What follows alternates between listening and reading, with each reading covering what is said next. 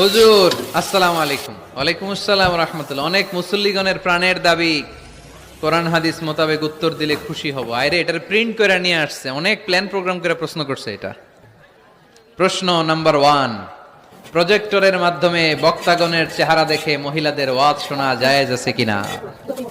আচ্ছা আপনারা ফতোয়া দেন তো দেখি, প্রজেক্টরের মাধ্যমে এই যে বোনেরা আজকে ওয়াজ শুনলো, এটা জায়েজ আছে কিনা?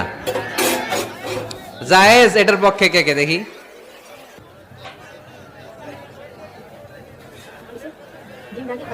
হাত নামান। জায়েজ নাই, এর পক্ষে কে কে দেখি? হাত নামান। একবারও যারা হাত তোলেন না, এবার তারা হাত তোলেন। আপনারা কোন দল? আমরা জানি না দল না সুবিধাবাদ।